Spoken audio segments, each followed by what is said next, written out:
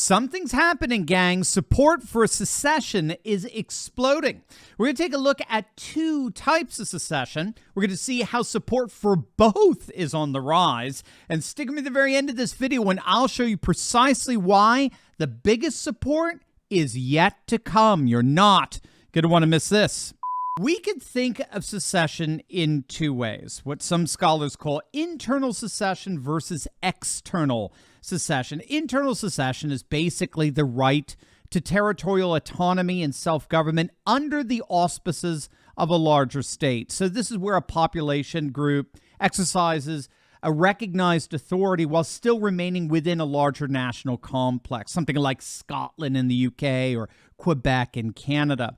External secession is the severing of all formal governmental ties with that larger state, again, very much like we most recently saw with Donetsk and Lugansk in the Donbass region in Ukraine, or what's being advocated by the hard secessionist advocates in both Scotland and Quebec. So you could use those terms too, hard secession versus soft secession. And what's so fascinating is that in light of the last couple of elections, support, particularly for internal or soft secession, appears to be utterly exploding. Perhaps the single most popular secessionist initiative in the nation right now is what's known as the Greater Idaho Movement.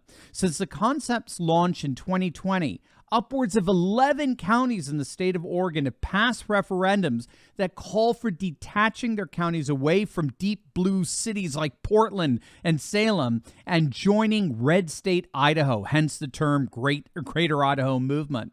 Portland, of course, has been plagued with Antifa, and so an organization called Move Oregon's Border put forward the idea of holding a number of referenda throughout Oregon's far more conservative counties to secede from Oregon and join up with Idaho. And so on May 18th, 2021, 5 counties held a referendum to secede, and to the shock of many, all 5 counties voted to secede from Oregon. Some of the measures passed by over 60% of the vote. And if this secession were actually implemented, especially with all the new counties that have passed referenda, 3/4 of the state of Oregon would be emancipated from the imploding city of Portland, which in turn would make Idaho the 3rd largest state in the union in terms of landmass. Absolutely amazing stuff.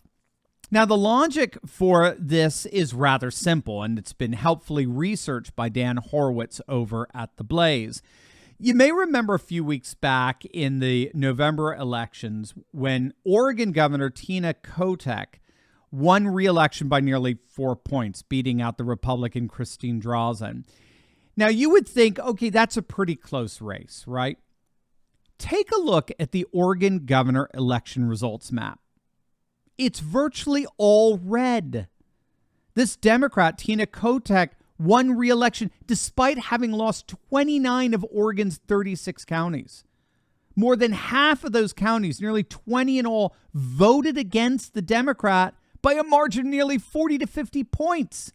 In fact, her 68,000 vote margin of victory came exclusively from the 192,000 margin of victory in a single county alone, Multnomah County, which of course contains the city of Portland.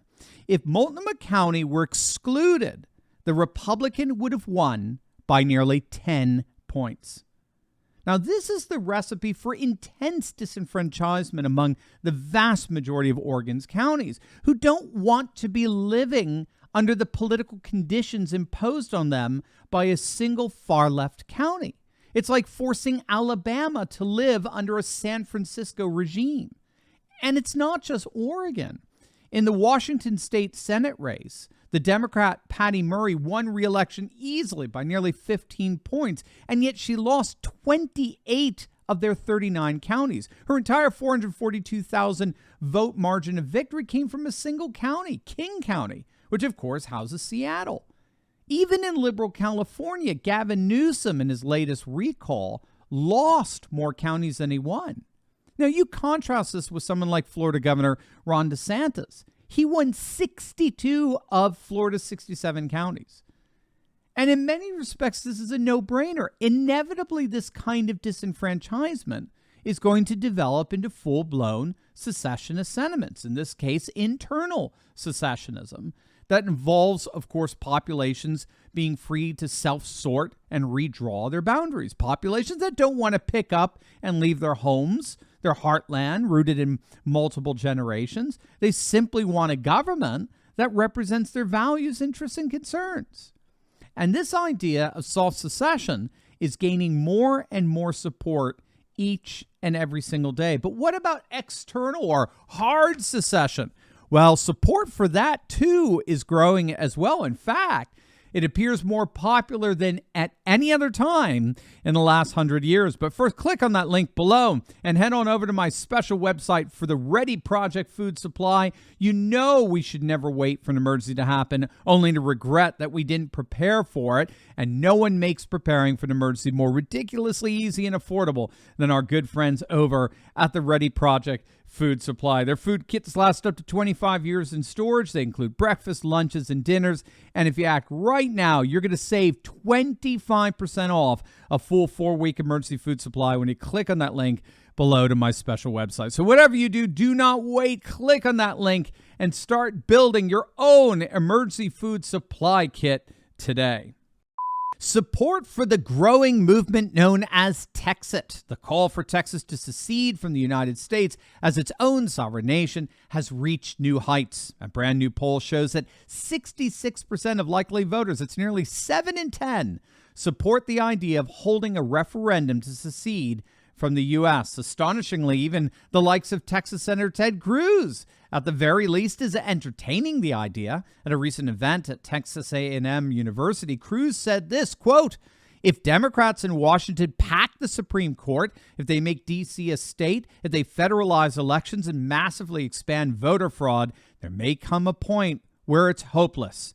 We're not there yet, and if there comes a point where it's hopeless, then I think we take NASA, we take the military, and we take the oil. In other words, we're out of here.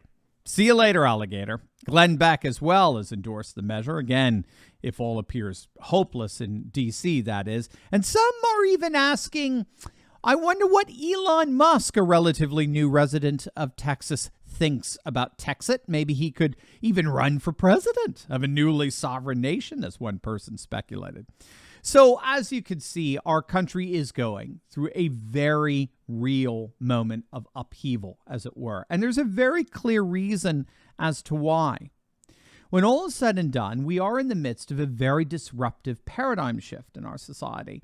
And it's happening both at the theoretical level as well as the practical level. So theoretically, we're moving from an age of ideology, known as the modern age, to an age of identity, a postmodern age. And there's a host of reasons for that. But basically, we're moving away from a one-size-fits-all conception of politics and economy that was held together by ideology, capitalism versus communism, for example.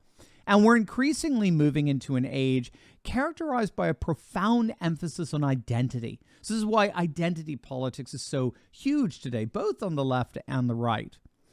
Practically, we're moving away from what's called mass society, which is where society was organized around centralized industrialized cities, starting in the 19th century and the 20th century. And we're moving now more towards something called a network society. That's a highly decentralized society because it's organized around networks like the internet. And the combination of these two dynamics in many respects is decentralizing our politics and reawakening the politics of the local.